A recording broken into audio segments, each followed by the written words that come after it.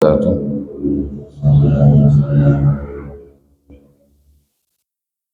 hamdalillah nahmaduhu wa nasta'inuhu wa nastaghfiruh wa na'udzu billahi min syururi anfusina wa sayyiati a'malina. Man yahdihillahu fala mudilla lahu wa man yudlil fala hadiya lahu. Asyhadu an la ilaha illallah wahdahu la syarika lahu wa asyhadu anna Muhammadan abduhu wa rasuluh la nabiyya wa la rasula ba'dah. Allahumma salli wa sallim wa barik ala nabiyyina Muhammadin sallallahu alaihi wasallam wa ala alihi wa sahbihi wa man tabi'ahum bi ihsanin ila yaumil qiyamah summa amma ba'du. Hadirin kaum muslimin, bapak-bapak jamaah kajian di Masjid Salman Al-Farisi rahimani Allah wa iyyakum, yang semoga kita semua senantiasa dirahmati dan diberkahi oleh Allah Subhanahu wa taala.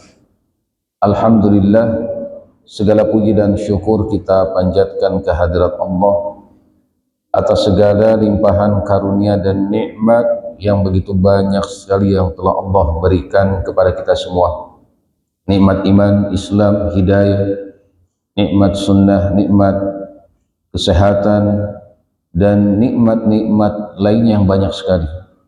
Dan alhamdulillah, di pagi hari yang berbahagia ini Allah Subhanahu wa taala telah mengumpulkan kita semua di tempat yang penuh berkah ini untuk kembali mengkaji ilmu-ilmu Islam, melaksanakan salah satu kewajiban kita sebagai seorang muslim, yaitu berthalabul ilmi, menambah wawasan ilmu syar'i kita.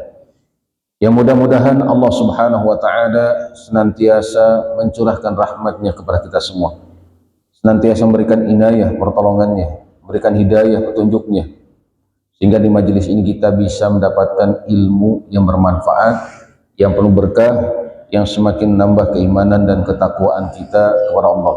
Dan mudah-mudahan thalabul ilmi kita ini, duduknya kita di majelis ilmu ini, menjadi wasilah Allah Subhanahu wa taala mengampuni dosa-dosa kita, menjadi wasilah didoakan oleh seluruh makhluk yang ada di langit dan di bumi, sampai ikan-ikan yang ada di lautan mendoakan untuk orang-orang yang duduk di majelis ilmu. Dan mudah-mudahan ini menjadi wasilah Allah Subhanahu wa taala memudahkan kita nantinya di akhirat dimasukkan ke dalam surganya. Amin amin ya rabbal alamin. Salawat beserta salam semoga terlimpah curah kepada panutan alam, yaitu Habibana Muhammad sallallahu alaihi wasallam, dan juga keluarga beliau, para sahabat, tabi'in, tabi'ut tabi'in, dan orang-orang yang senantiasa mengikuti jejak langkah mereka sampai hari kiamat nanti, dan mudah-mudahan kita termasuk di dalamnya. Amin ya rabbal alamin. Kaum muslimin rahimakumullah, kita akan kembali melanjutkan pembahasan kita tentang al-kabair, tentang dosa-dosa besar, di mana dosa besar yang akan kita bahas pada kesempatan hari ini adalah tentang dosa al-kibr atau at-takabur. At-takabur itu apa? Dosa sombong atau kesombongan. Naam, salah satu di antara sifat yang tercela, sikap yang buruk, akhlak yang dicela ya oleh seluruh manusia. Bahkan semua sepakat bahwa akhlak ini akhlak yang tidak pantas yang dilakukan oleh seorang manusia, yaitu apa? Kesombongan. Di mana para ulama menjelaskan tentang apa itu sombong. Sebutkan bahwa sombong adalah seseorang mengagungkan dirinya sendiri dan menganggap bahwa dirinya lebih baik daripada orang lain. Di sisi lain, dia merendahkan orang-orang yang ada di sekitarnya, ditambah dia membanggakan diri di dalam kondisi atau di saat kondisi tidak pantas membanggakan diri, yang seharusnya dia bersikap tawadhu atau rendah hati, seperti itu. Jadi kalau kita lihat definisi ini sesuai dengan firman Allah Subhanahu wa taala di surat Luqman ayat ke-18, di di mana Allah Subhanahu wa taala berfirman, A'udzubillahi minasyaitonir rajim, wa la tusa'ir khaddaka lin-nasi wa la tamshi fil ardi maraha. Innallaha la yuhibbu kulla mukhtalin fakhur. Dan janganlah kamu memalingkan mukamu dari manusia. Biasanya orang yang sombong seperti itu, Pak ya, suka memalingkan wajahnya dari manusia lainnya. Wala tamshi fil ardi maraha, dan jangan kamu berjalan di muka bumi dengan angkuh, karena sungguh Allah tidak menyukai orang-orang yang sombong lagi membanggakan diri. Jadi ini definisi secara umum yang disebutkan oleh para ulama, yaitu dia merasa dirinya lebih baik daripada orang lain, di sisi lain dia merendahkan orang-orang di sekitarnya, atau tidak rendah hati di hadapan orang-orang yang di sekitarnya. Baik. Kemudian kaum muslimin rahimakumullah, yang selanjutnya, kalau kita melihat sabda Nabi Shallallahu Alaihi Wasallam, ada definisi yang cukup mencakup ya tentang makna kesombongan. Ini kita bisa lihat di dalam hadis riwayat Imam Muslim ya, dari Abdullah bin Mas'ud radhiyallahu anhu, bahwa Nabi Shallallahu Alaihi Wasallam bersabda, la yadkhulul jannah man kana fi qalbihi mithqalu dzarratin min kibr. Tidak akan masuk surga ya. Siapa yang tidak akan masuk surga? Orang yang memiliki kesombongan, orang yang ada kesombongan dalam hatinya meskipun seberat apa? Biji zarrah ya, biji sawi seperti itu. Dia tidak akan masuk surga orang yang memiliki kesombongan sekecil apapun itu. Artinya ada ancaman dimasukkan ke dalam neraka. Qala rajulun innar rajula yuhibbu an yakuna thawbuhu hasanan wa na'luhu hasanan. Lalu ada seseorang bertanya kepada Nabi Shallallahu Alaihi Wasallam, ya Rasulullah, ada seseorang yang suka mengenakan pakaian yang bagus, sendal yang bagus, atau penampilan yang bagus lah kita katakan, memperhatikan penampilannya. Apakah itu termasuk bagian dari kesombongan? Kalau kita katakan seperti itu ya.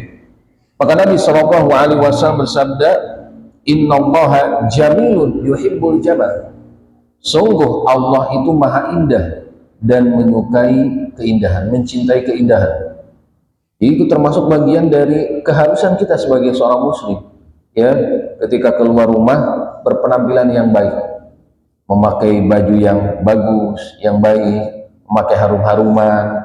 Ini Allah suka dengan hal tersebut ya, bukan termasuk bagian dari kesombongan. Tapi yang dimaksud dengan kesombongan, kata Nabi Shallallahu Alaihi Wasallam, al-kibru batarul haq wa ghamtun nas.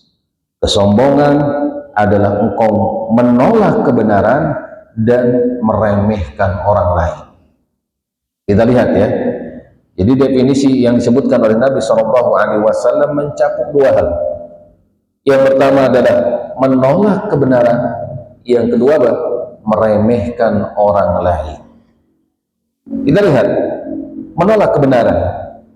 Kalau seandainya ada seorang yang menolak kebenaran, tidak mau menerima kebenaran, terutama kebenaran Islam, kebenaran Al-Quran, kebenaran hadis-hadis Nabi Shallallahu Alaihi Wasallam, ya, kebenaran syariat Islam, kebenaran hukum-hukum Islam, dia tidak mau menerima hal tersebut, ketahuilah, kata para ulama, berarti ia menganggap dirinya lebih besar dari Allah, lebih besar dari agama, lebih besar dari Rasulnya, karena dia menolak ya kebenaran.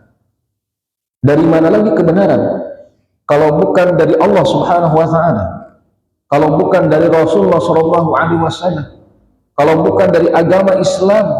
Ketika seseorang menolak semua itu, maka seakan-akan dia menganggap dia lebih baik daripada Allah, Rasulnya, dan juga agama Islam.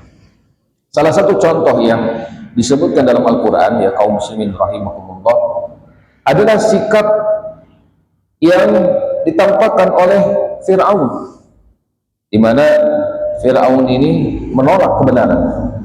tidak mau mengikuti kebenaran, tidak mau menjadi hamba Allah. Karena apa dasarnya? Karena sombong, karena congkak, angkuh, merasa diri lebih daripada semua orang, seperti itu.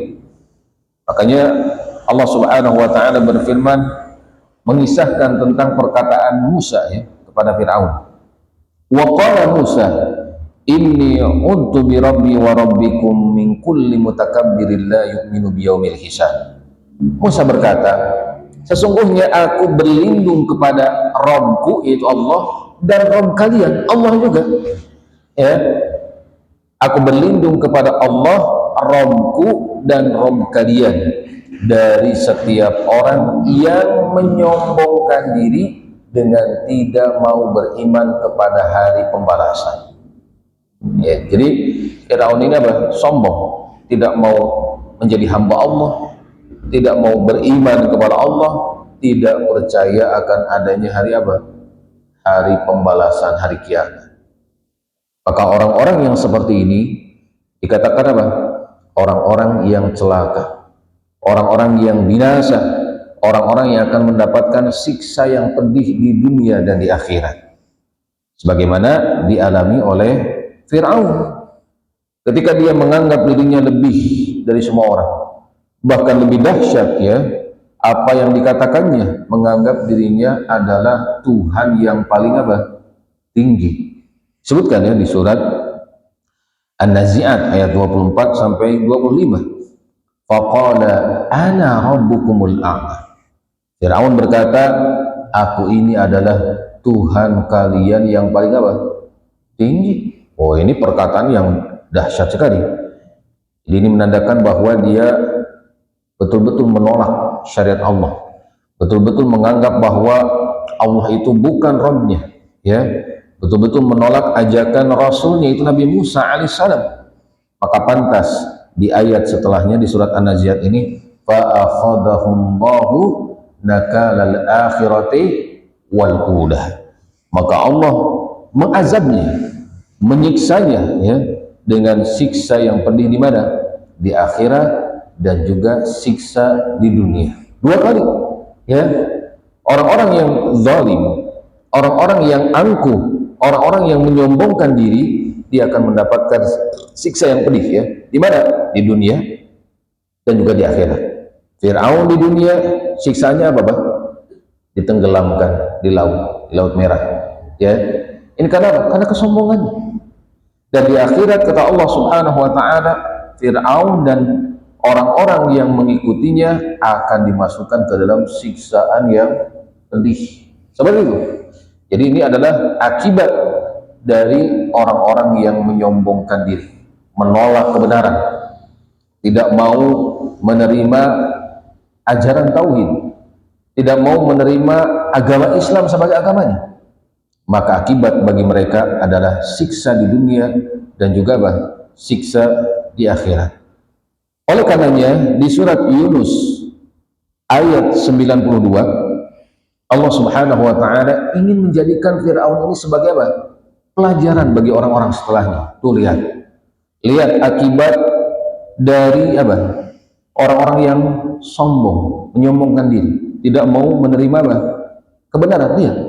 Disebutkan oleh Allah Subhanahu wa taala, "Fal yauma nunajjika bi badanika litakuna liman khalfaka ayah wa inna katsiran minan nasi an ayatina laghafilun." Maka pada hari ini kami selamatkan jasadmu. Kita lihat ya, ada sekarang di mana Pak jasadnya? Di Mesir ya, diawetkan. Ada jasad Firaun. Maka pada hari ini kami selamatkan jasadmu supaya kamu bisa menjadi pelajaran bagi orang-orang setelahmu. Ya, dan sungguh kebanyakan dari manusia lengah dari tanda-tanda kekuasaan kami. Allah Subhanahu wa taala menyelamatkan Firaun, artinya jasadnya tidak sampai hancur. Dia diselamatkan dan dijadikan apa? Pelajaran bagi orang-orang setelahnya. Supaya apa? Supaya tidak bersikap sombong. Supaya tidak menyombongkan diri. Tidak lupa diri. Ya, bahwa dia adalah hamba Allah, bahwa dia adalah orang yang seharusnya mengabdi beribadah kepada Allah Subhanahu wa taala. Jadikan pelajaran itu. Di ayat yang lain Allah Subhanahu wa taala menyebutkan bagaimana Firaun ini akan disiksa, pun demikian orang-orang yang semisal dengan Firaun juga akan disiksa yang sama. Karena kenapa? Karena mereka menolak kebenaran. Disebutkan di surat As-Saffat ayat 33 sampai 35 ya. Fa innahum yauma idzin fil 'adzabi mushtarikun. Maka sungguh mereka pada hari itu bersama-sama dalam azab, dalam siksa. Sama-sama Firaun ya, bala tentaranya yang mengikutinya. Pun demikian orang-orang yang semisal sifatnya dengan Firaun, dia suka menyombongkan diri. Maka mereka pada hari itu di hari kiamat sama-sama disiksa di mana? Di dalam neraka. Inna kadzalika naf'alu bil mujrimin. Sungguh demikianlah kami berbuat terhadap orang-orang yang suka berbuat kejahatan, mujrim ya. Innahum kanu idza qila lahum la ilaha illallah yastakbirun. Sesungguhnya mereka dahulu ketika hidup di dunia, ketika diajak, diseru untuk la ilaha illallah ya, meyakini bahwa tidak ada ilah yang berhak disembah selain Allah, maka apa? Yastakbirun, mereka malah apa? Menyombongkan diri, tidak mau masuk agama Islam, tidak mau masuk agama tauhid, ajaran para nabi, para rasul, tidak mau. Ketika diseru, dikabarkan tentang hari kiamat, tidak beriman, malah mendustakan, malah sebagian kaum menantang, ayo datangkan mana siksa yang dijanjikan kepada kami dari Rabbmu. Sampai seperti itu ya, saking tidak percayanya kepada Allah, kepada hari kiamat ya, kepada para rasul seperti itu. Sombong ya, inilah yang menjadikan kaum-kaum terdahulu menjadi binasa. Kita bisa melihat bagaimana kaum-kaum terdahulu ini menjadi binasa disebabkan apa? Karena kesombongan ya. Bagaimana kaum Nabi Saleh alaihissalam, mereka karena sombong Allah Subhanahu wa taala binasakan mereka. Disebutkan di surat Al-A'raf ayat 75 sampai 77, qala mala'ul ladina istakbaru min qaumihi lil ladina stud'ifu liman amana minhum ata'lamuna salihan mursalun min rabbih qalu inna bima ursila bi mu'minun. Pemuka mereka yang menyombongkan diri yang diantara kaumnya berkata kepada orang-orang yang dianggap lemah, yang beriman ya kepada Nabi Saleh alaihissalam, beriman kepada kerasulan Nabi Saleh. Mereka bertanya, tahukah kalian, atau apakah kalian yakin bahwa Saleh itu diutus oleh Tuhannya kepada kalian? Jadi ingin membuat keraguan dalam hati kaumnya seperti itu. Tahukah kalian apakah Nabi Saleh itu betul-betul seorang Rasul utusan Tuhannya? Maka apa yang dikatakan oleh orang-orang beriman yang dianggap lemah tersebut? Mereka berkata, ya, sungguh kami beriman kepada wahyu yang Saleh diutus untuk menyampaikannya. Tetap teguh, ya, tidak goyah, tidak terkena syubhat ya dari kalangan para pembesar tersebut. Kemudian orang-orang yang sombong tadi mengatakan qalu inna bima ursilat qala alladziina istakbaru inna billadzi amantum bihi kafirun. Orang-orang yang sombong itu berkata, sungguh kami adalah orang-orang yang tidak percaya kepada apa yang kalian imani. Ya, mereka tidak percaya. Maka apa? Faqarunna qata wa ataw an amri rabbihim wa qalu ya salihu tina bima ta'iduna in kunta minal mursalin. Karena kesombongannya mereka pun menyembelih apa? Unta yang menjadi mukjizat Nabi Saleh alaihissalam ya, disembelih. Mereka sembelih, lalu apa? Mereka berkata, ayo Saleh, datangkan apa yang kamu ancamkan kepada kami ini, jika betul kamu termasuk orang-orang yang diutus oleh Allah Subhanahu wa ta'ala. Seperti itu ya. Jadi orang-orang yang menyombongkan diri, bahkan mereka menantang untuk disiksa oleh Allah Subhanahu wa taala, yang pada akhirnya Allah menyiksa mereka. Jadi yang pertama, sombong, tidak mau menerima apa? Kebenaran. Dan siapapun itu, orang-orang yang menyombongkan diri tidak mau menerima kebenaran setelah disampaikan kepadanya ya dalil-dalil, Al-Qur'annya jelas, hadisnya jelas misalkan ya, tapi tetap menolak padahal dia tahu itu benar misalkan dalam hatinya, tapi karena dia sudah kadung misalkan memiliki pendirian seperti ini, memiliki pengikut yang banyak, kalau berubah nanti akan terjadi sesuatu yang memadaratkan dirinya menurut persangkaannya, akhirnya dia menolak ya, bahkan membantah dengan mencari dalil ini dalil itu ya, yang sebenarnya adalah untuk pembenaran dirinya ya, maka apa? Ini akan sama nasibnya seperti mereka ya. Siapapun yang menolak kebenaran, tidak mau menerima kebenaran yang ada, yang sudah jelas-jelas itu adalah sebuah kebenaran ya dari Allah dan Rasulnya, maka sama saja dia menolak Allah, Rasulnya, dan juga agama Islam. Kemudian bentuk yang kedua dari hadis tadi adalah waghamtun nas, sombong dengan apa?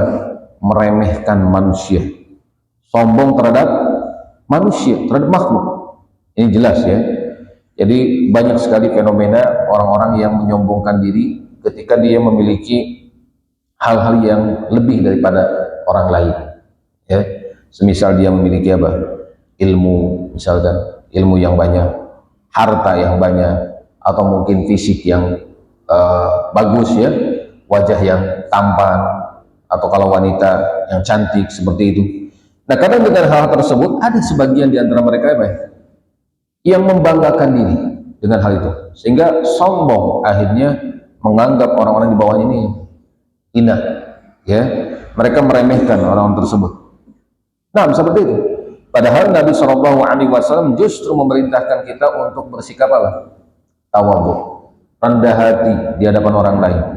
Karena siapapun yang bersikap tawadhu, rendah hati di hadapan orang lain, pasti Allah akan memuliakannya.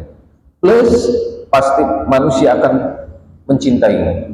Ya, karena kita, siapapun kita, suka dengan orang-orang yang rendah hati. Betul nggak Pak?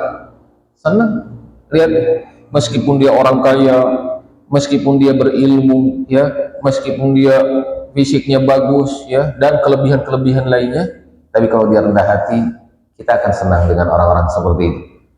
Kita akan apa? Suka.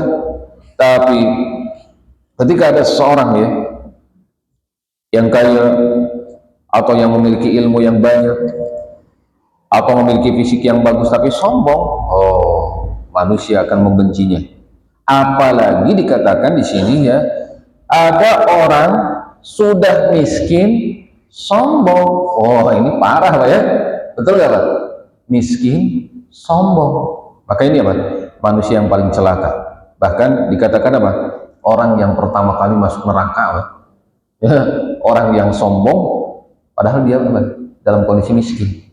Sebutkan ya di dalam hadis riwayat Ibnu Majah, awal salasatin yadkhuluna an-nar, ada 3 golongan manusia yang pertama kali masuk neraka.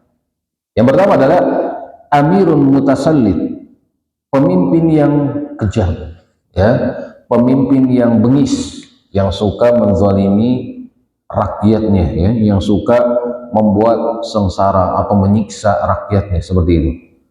Wa ghaniyun la yuaddi zakah, yang kedua adalah orang kaya yang tidak menunaikan zakatnya. Ini termasuk orang yang pertama kali masuk neraka. Wa fakirun fakur, dan yang ketiga adalah orang miskin yang sombong. Udah miskin sombong, apa yang mau dibanggakan ya? Sehingga dahsyat sekali kalau ada orang seperti itu ya. Tidak mungkin orang miskin menyombongkan sesuatu. Apa yang dimiliki? Gak ada yang dimiliki, gak ada yang pantas untuk apa? Disombongkannya, seperti itu ya. Jadi jangan sampai sudah miskin sombong. Pun demikian orang-orang kaya yang biasanya bersikap seperti itu, jangan ya, jangan pernah menyombongkan diri dengan apa? Kekayaan. Disebutkan dalam hadis Nabi SAW, Inna Allaha auha ilayya an tawadhu hatta la yabghi ahadun ala ahadin wa la yabkhara ahadun ala ahadin. Sungguh Allah telah mewahyukan kepadaku, kata Nabi, hendaknya kalian bersikap tawadhu, rendah hati, dan jangan sampai salah seorang di antara kalian sombong di hadapan orang lain, karena hal itu tidak pantas dilakukannya. Seorang muslim jauh dari sikap sombong. Seorang muslim tidak mungkin melakukan apa? Sikap sombong. Tapi seorang muslim dikenal dengan sifat tawadhu'nya, rendah hatinya. Ya, di hadapan manusia dia rendah hati, di hadapan Allah dia rendah diri. Seperti itu ya. Ini adalah sikap seorang muslim. Baik. Kaum muslimin rahimakumullah, sekarang kita akan menjelaskan tentang sebab-sebab yang menjadikan seorang melakukan apa? Kesombongan. Jadi ada sebabnya. Kenapa seorang melakukan kesombongan? Ternyata ada beberapa sebabnya. Ya, yang antara satu dan yang lainnya ini berbeda-beda sebab. Yang pertama, yang menjadikan seorang melakukan kesombongan adalah sikap ujub, ya, merasa diri lebih daripada orang lain, sehingga dia membanggakan dirinya di hadapan orang lain. Tadi saya katakan, kita di antara kita manusia, ada yang Allah berikan kekayaan yang lebih, ada yang Allah berikan fisik yang lebih bagus daripada orang lain, ada yang Allah berikan apa? Ilmu yang lebih banyak daripada orang lain. Nah, ada sebagian di antara mereka ya merasa takjub dengan semua itu, merasa bangga dengan semua itu. Akhirnya apa? Akhirnya mereka membanggakan diri di hadapan apa? Orang lain, seperti itu. Ya, maka muncullah sifat atau sikap sombong ini disebabkan apa? Ujub, ya, membanggakan diri di hadapan orang lain. Dan Nabi SAW menyebutkan ada 3 hal yang ini bisa membinasakan pelakunya di dunia dan di akhirat. Artinya kita harus menjauhinya, ya. Jangan sampai kita melakukan 3 hal ini. Yang pertama, disebutkan sini, salasun muhlikatun. Ada 3 perkara yang membinasakan pelakunya. Yang pertama adalah syuhun muta', sifat bakhil yang ditaati. Kita semua tahu sifat manusia pada dasarnya sayang kepada hartanya. Betul nggak, Pak? Siapapun nih pasti sayang. Ya, kalau mengeluarkan untuk hal-hal yang menurutnya tidak bermanfaat untuk dirinya di dunia, ya, kadang sayang. Sedekah atau membayar zakat, ya, berinfak, wakaf, atau memberi bantuan kepada orang yang membutuhkan, ya, menyantuni fakir miskin dan anak yatim. Ini kadang sayang manusia itu. Sayang, ini sifat manusia, ya, bakhil terhadap hartanya. Nah, kalau ditaati, maka ini akan apa? Menjadikan dia binasa, celaka dunia akhirat. Ya, jadi kalau ada bisikan seperti itu, lawan. Bisikan agar apa? Kita bakhil terhadap harta. Lawan harta tersebut, ya. Karena kalau ditaati membinasakan. Wahawan mutba, yang kedua adalah hawa nafsu yang diikuti. Ingat, hawa nafsu manusia ini biasanya condong kepada keburukan. Kata Allah Subhanahu wa taala, "Innan nafsa la'ammaratum bisu", ya. Nafsu itu, hawa nafsu itu biasanya condong kepada keburukan. Maka jangan dituruti bisikan-bisikan hawa nafsu ini yang senantiasa mengajak dan mengarah kepada kemaksiatan. Jangan diikuti. Ya, ada bisikan, ayo mumpung sendirian, ya, ayo mumpung gak ada orang, ayo, ya, seperti itu. Syaitan itu membisiki terus. Maka jangan ditaati hawa nafsu yang condong kepada kemaksiatan, meskipun ada hawa nafsu manusia yang mengajak kepada kebaikan, ya, namanya nafsul mutmainnah, ya, an-nafsul mutmainnah. Makanya dijanjikan oleh Allah Subhanahu wa taala, ya ayyatuhan nafsul mutmainnah, ya, irji'i ila rabbiki radiyatan mardiyah fadkhuli fi ibadi wadkhuli jannati. Surga, ya, dijanjikan untuk orang-orang yang senantiasa menuruti hawa nafsu yang condong kepada kebaikan, yang mengarah atau mengajak kepada kebaikan, kepada amal soleh. Maka ketika ada ajakan seperti itu, dari hawa nafsu kita, segera ya fastabiqul khairat, segera berlomba-lomba untuk melakukan amal soleh, amal kebaikan. Wa ijabul mar'i bi nafsih, dan yang ketiga yang membinasakan pelakunya adalah ujub, ya, perasaan bangga dengan dirinya, akhirnya dia membanggakan di hadapan orang lain, sombong, ya, seperti itu dengan apa yang dimilikinya. Makanya disebutkan dalam hadis yang lain, hadis riwayat Bukhari Muslim, ketika ada seorang laki-laki, ya, yang dia berjalan bergaya dengan sombong dengan pakaian kebesarannya, berjalan mengenakan dua pakaian burdahnya, dikatakan di sini, ya, yamshi fi burdaihi, dia berjalan dengan memakai dua burdahnya yang mewah, sombong, ya, berjalan. Orang sombong kan beda jalannya, banyak, betul nggak? Mungkin kebayang ya di pikiran bapak-bapak, orang sombong tuh biasanya berjalannya masya Allah angkuh seperti itu. Qad a'jabathu nafsuhu, dia telah apa istilahnya, mengagumi dirinya, sehingga dia berjalan apa, angkuh seperti itu, memiliki harta, memiliki pakaian yang bagus, ya, memiliki fisik yang bagus seperti itu. Fa khasaqallahu bihil ardha fa huwa yatajaljalu fiha ila yaumil qiyamah, lalu Allah membenamkannya ke dalam bumi, ke perut bumi, dan dia meronta-ronta, ya, artinya berada di dalam perut bumi itu sampai hari kiamat. Disebutkan dalam hadis riwayat Bukhari Muslim, ya, seperti itu.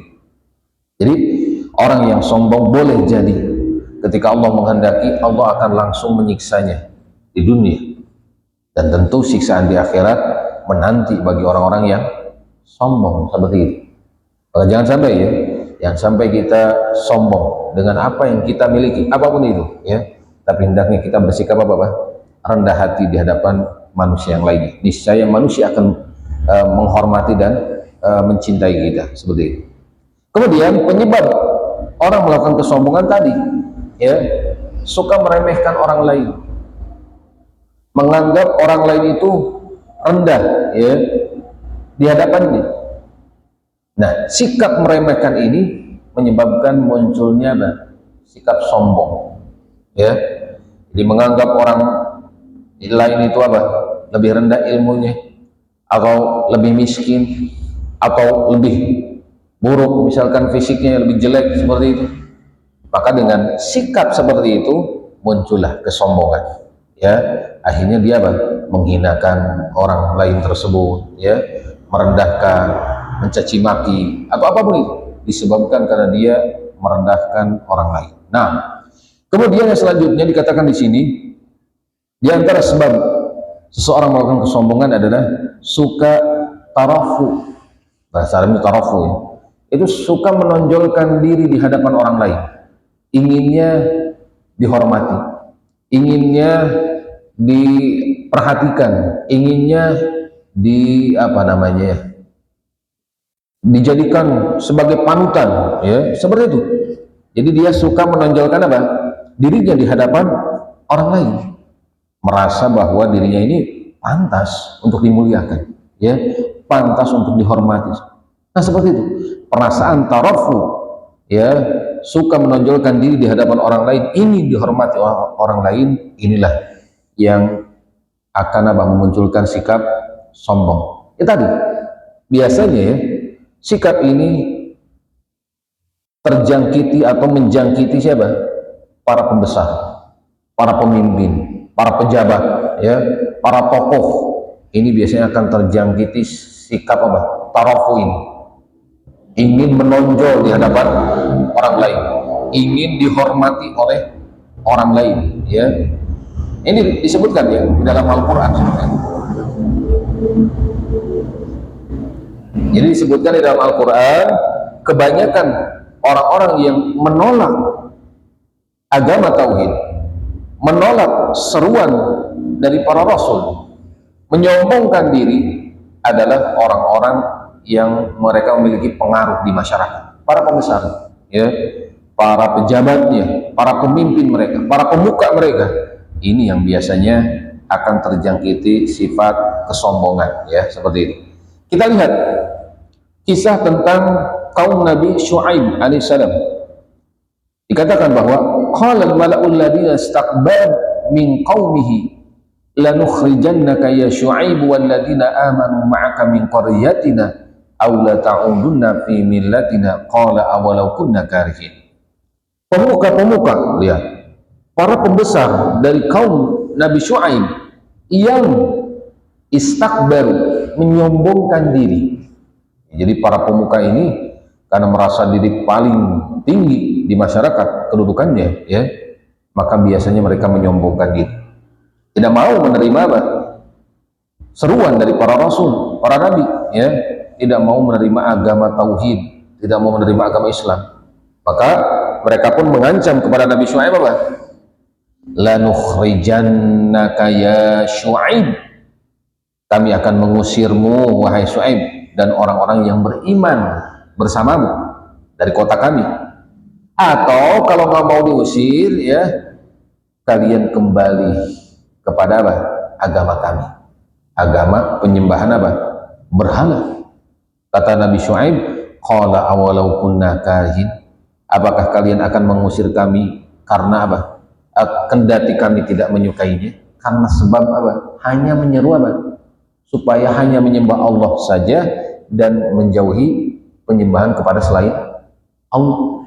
Apakah karena perkara sepele seperti ini, ya, hanya menyeru, tidak menyakiti, tidak memerangi, ya, tidak sampai membunuh seperti itu, hanya mengajak, ayo sembah Allah, jauhi peribadatan selain Allah. Apakah karena itu kalian akan mengusirkan? Nah, seperti itu mungkin bahasanya. Jadi biasanya yang sombong adalah orang-orang yang menjadi apa? Pembesar, pejabat, ya, yang memiliki kedudukan di masyarakat seperti itu. Nah, padahal kata Allah Subhanahu wa taala, negeri akhirat ini tidak akan ditempati oleh orang-orang yang merasa besar, ya, merasa dirinya tadi apa istilahnya suka menonjolkan diri, merasa memiliki kedudukan dan sebagainya. Ini bukan tempatnya nanti di akhirat. Artinya bukan orang-orang yang akan menjadi penghuni surga, ya, orang-orang seperti itu tidak akan. Disebutkan oleh Allah Subhanahu wa taala di surat Al-Qasas ayat 83, tilka darul akhiratu naj'aluha lilladzina la yuriduna 'uluwan fil ardi wa fasada wal 'aqibatu lil muttaqin. Negeri akhirat itu maksudnya surga, kami jadikan untuk orang-orang yang tidak ingin ketinggian, maksudnya bukan ketinggian, tidak ingin menyombongkan diri, tidak suka menyombongkan diri, dan bukan tempat bagi orang yang suka berbuat kerusakan di muka bumi, ya. Dan kesudahan yang baik itu adalah hanya bagi orang-orang yang bertakwa. Jadi hanya orang-orang yang bertakwa saja yang pantas memasuki apa? Surga. Sementara orang-orang yang menyombongkan diri, orang-orang yang suka membuat kerusakan di muka bumi, misalkan, ya, terutama dengan dosa-dosa mereka, ya, ini apa? Tidak pantas menghuni surga bagi mereka seperti itu. Baik. Kemudian dikatakan di sini, adapun ketinggian di akhirat nanti, ingin yang mendapatkan kedudukan tinggi di akhirat, ingin menjadi hamba-hamba Allah yang paling utama di akhirat, ya, maka ini justru dianjurkan. Artinya di sini kita dianjurkan untuk berlomba-lomba dalam melaksanakan kebaikan, ya. Wa fi dzalika falyatanafasil mutanafisun. Dan untuk hal itu, ya, untuk kebaikan,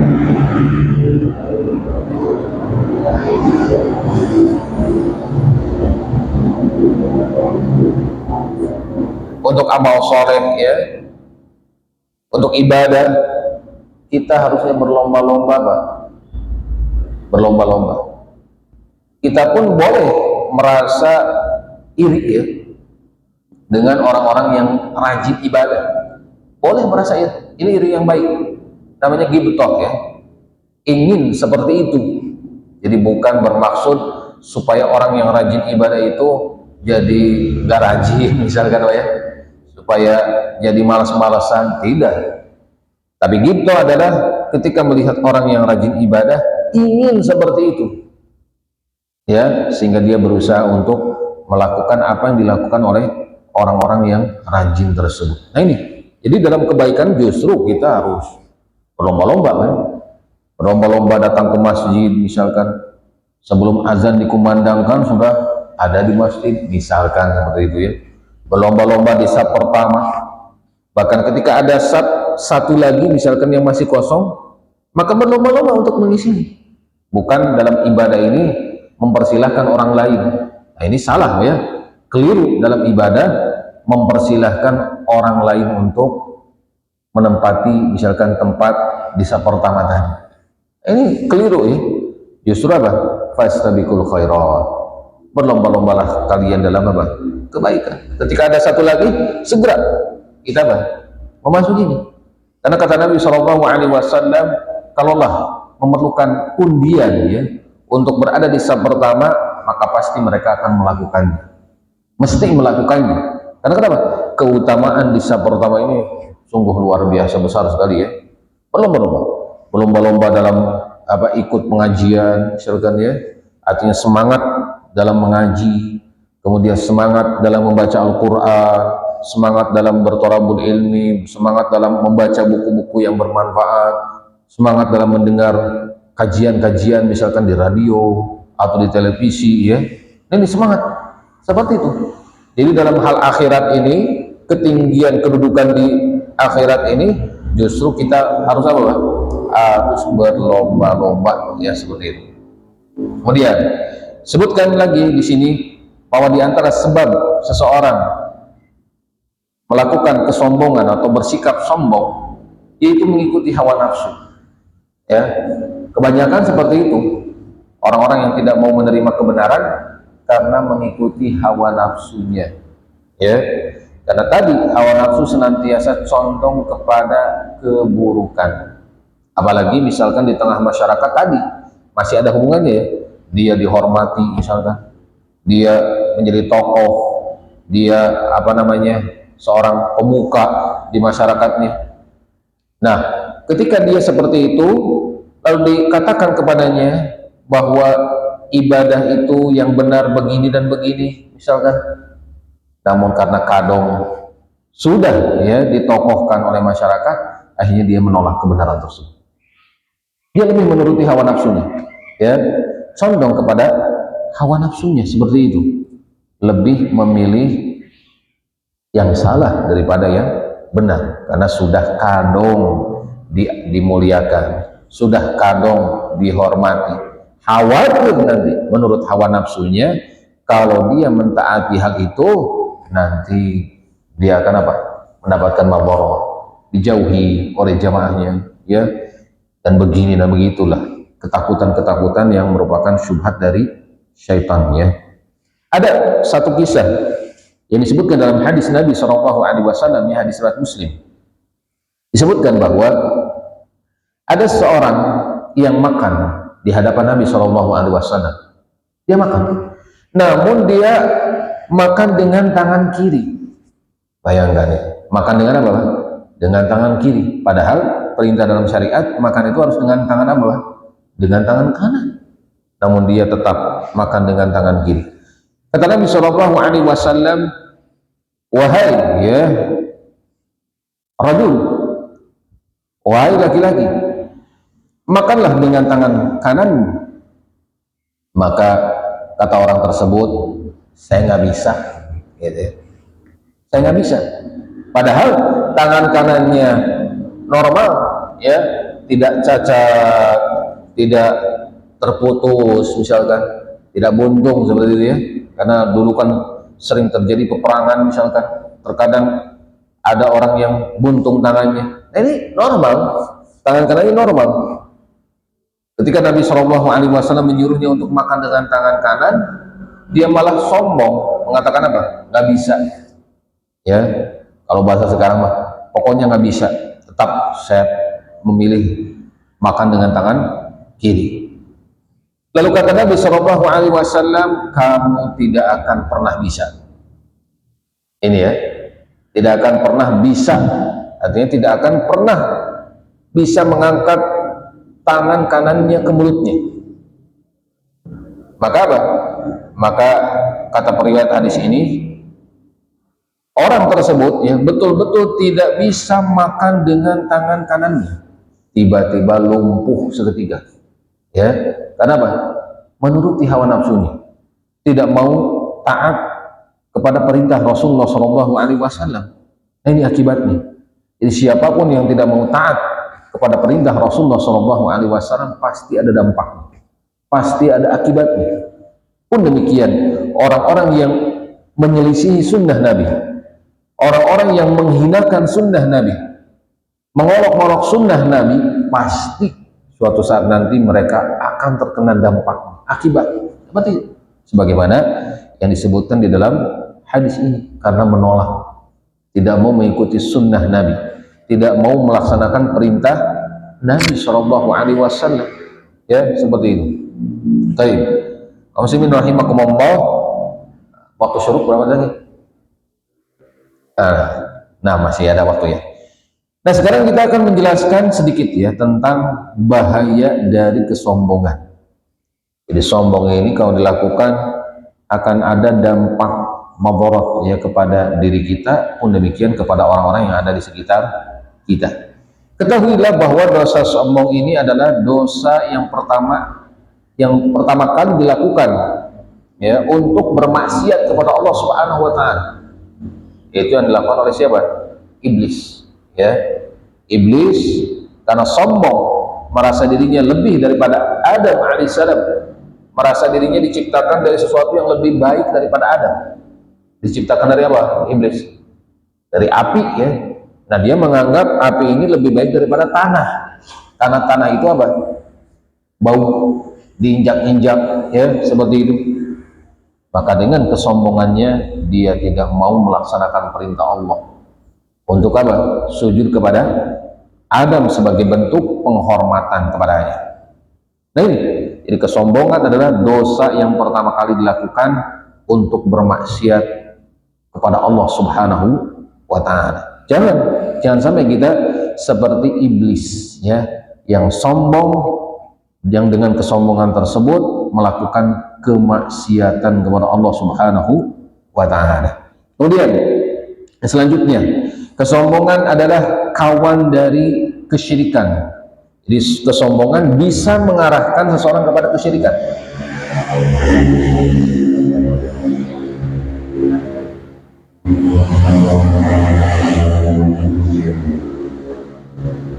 Masya Allah ya, kajian di pinggir jalan seperti ini. Jadi kesombongan bisa mengarahkan seseorang kepada kesyirikan dan kekafiran seperti ini. Bagaimana tadi iblis ya, dikatakan illa iblis astakbaru wa kana minal kafirin.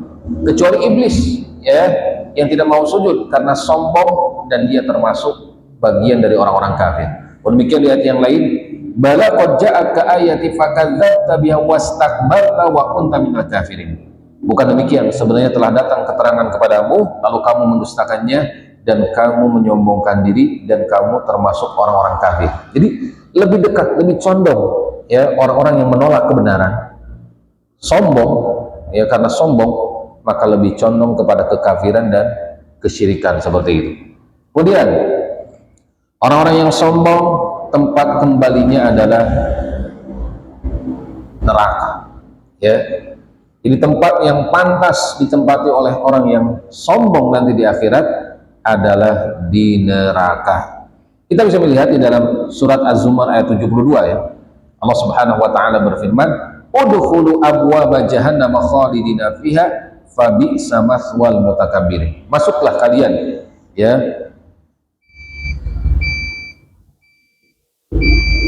Udah ya waktunya. Masukilah pintu-pintu neraka jahanam itu sedang kalian kekal dalamnya, maka neraka jahanam itu seburuk-buruk tempat kembali bagi orang-orang yang menyombongkan diri. Jadi intinya orang-orang yang sombong tempat kembalinya adalah ke neraka. Na'udzubillah min dzalik. Semenit ya, semenit. Orang yang sombong akan merasakan berbagai siksaan di neraka.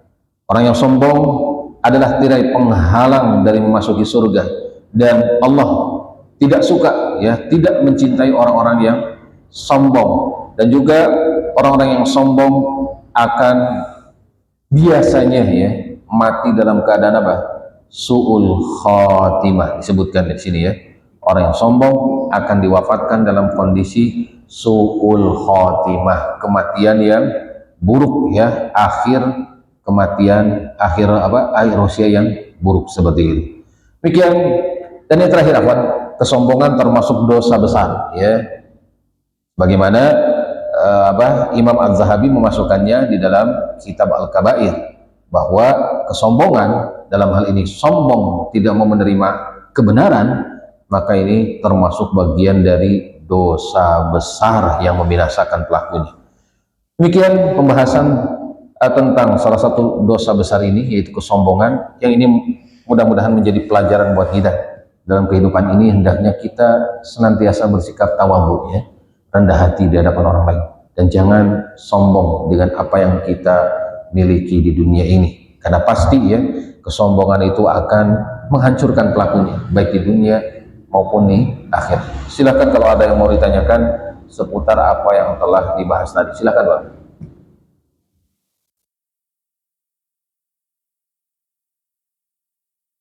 Paham insyaallah Pak ya? Jelas Pak? Oh silakan. Makanya tadi dalam hadis Nabi SAW disebutkan dua tingkatan ya. Yang pertama tingkatan manusia yang sombong menolak kebenaran. Ada tingkatan di bawahnya itu sombong dengan meremehkan orang lain. Ini tingkatan Pak ya. Jadi ketika seseorang menolak kebenaran, oh ini sombong tingkatan tinggi ya. Kebenaran dalam artian kebenaran pun ini bertingkat juga ya. Ada orang-orang yang memang tadinya orang yang kafir misalnya, ketika didakwahkan Islam lalu dia tidak mau, bahkan menyombongkan diri, bahkan menghina atau memerangi ya, ini tingkatannya lebih tinggi. Beda dengan orang-orang Islam yang sudah berislam, namun ketika dalam kesehariannya tidak sesuai dengan Islam, lalu diterangkanlah kepada mereka, ini loh yang sesuai dengan sunnah Nabi, sesuai dengan ajaran Islam yang benar, lalu mereka menolaknya, ya maka ini di bawah tingkatan yang pertama tadi. Seperti itu ya. Meskipun sama-sama menolak kebenaran, sama-sama menolak kebenaran. Cuma yang satu orang yang di luar Islam, ya, yang satu orang yang sudah berislam tapi tidak mau mengamalkan Islam sesuai dengan ajaran Islam yang sebenarnya tersebut. Tapi ingat Pak, tetap kewajiban kita terus ya mendakwahkan siapapun itu. Mau orang yang di luar Islam kita dakwahkan ya, mau orang yang di dalam Islam yang sudah berislam, ketika melihat amalan-amalan mereka tidak sesuai Islam, tetap kewajiban kita mendakwahkan ya. Dan kita katakan di zaman sekarang ini jangan pernah, kalau bisa, jangan pernah memburuk-burukan amalan mereka atau menyalah-nyalahkan amalan mereka yang memang salah tersebut. Karena siapapun kita, tidak ada yang mau disalahkan ya, apalagi amalan-amalan yang sudah biasa diamalkan. Jangan menyalahkan, tapi terangkan yang benar saja. Terangkan yang benar ya, nanti dia akan menyadari bahwa selain yang benar itu berarti apa? Keliru. Tahu itu ya? Ini metode yang harus kita kerjakan di zaman sekarang. Kalau dulu kan, Masya Allah ya, banyak sekali orang-orang yang saking terlalu semangatnya, mereka malah menyalah-nyalahkan amalan orang lain. Akhirnya muncullah musuh-musuh. Ya, muncul musuh-musuh. Orang-orang yang membenci dakwah tauhid, orang-orang yang membenci dakwah sunnah. Karena kenapa? Karena mereka banyak amalan-amalan mereka disalah-salahkan. Ya, akhirnya memunculkan musuh-musuh seperti itu, padahal dari kalangan muslim sendiri. Maka dakwah yang lebih baik di zaman sekarang adalah terangkan kebenaran dan jangan menyalahkan yang salah. Ini untuk satu kondisi ya. Di kondisi yang lain mungkin di lingkungan kita ya bolehlah menjelaskan kesalahan-kesalahan seperti itu ya, karena lingkungan kita bisa menerima lah ya hal itu. Karena ini pun kadang menjadi bumerang Pak, terutama kalau di video misalkan Pak ya, pernah Pak ya, kita pernah melihat kasus-kasus misalkan orang-orang yang di video, para penceramah yang di video, karena di kalangan sendiri menjelaskan tuh amalan-amalan yang salah dari golongan lain misalnya di video disebarin, wah jadi masalah lain, di demo, di boykot, ya si ustadz itu dia setiap kali ceramah di mana diusir. Kenapa? Karena kurang tepat. Yang nyebarin videonya itu kalangan sendiri harusnya yang disebarin, seperti itu ya. Karena disebarin jadi apa? Jadi bumerang. Ada misalkan seorang ustadz ngejelasin tentang budaya, misalkan ya, wayang, tentang wayang dulu pernah ya. Untuk kalangan sendiri kan yang ada yang bertanya seperti itu, ya dijawab lah. Mungkin kalau di kalangan umum yang banyak orang-orang yang suka budaya itu nggak mungkin dijawab seperti itu, pasti lebih halus deh. Tapi karena yang nguploadnya tidak ini ya, tidak berpikir lebih jauh, akhirnya apa? Jadi bumerang.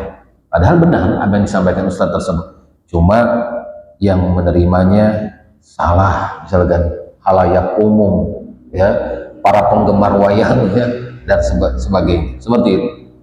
Jadi likulli maqamin maqal, setiap tempat ada pembicaraannya ya. Dakwahi setiap orang sesuai dengan tempatnya ya. Ketika kita mendakwahi orang-orang yang terbiasa dengan amalan-amalan yang tidak sesuai sunnah, dakwahi sesuai dengan apa yang berkenan untuk mereka, yang apa istilahnya mereka terima, mudah menerimanya, bukan malah menyalah-nyalahkan seperti itu. Baik. Demikian, semoga bermanfaat. Kurang lebihnya saya mohon maaf. Ada yang mau tanya lagi? Kita akhiri dengan doa kafaratul majlis. Subhanakallahumma bihamdik, asyhadu an la ilaha illa anta, astaghfiruka wa atubu ilaik. Assalamualaikum warahmatullahi wabarakatuh.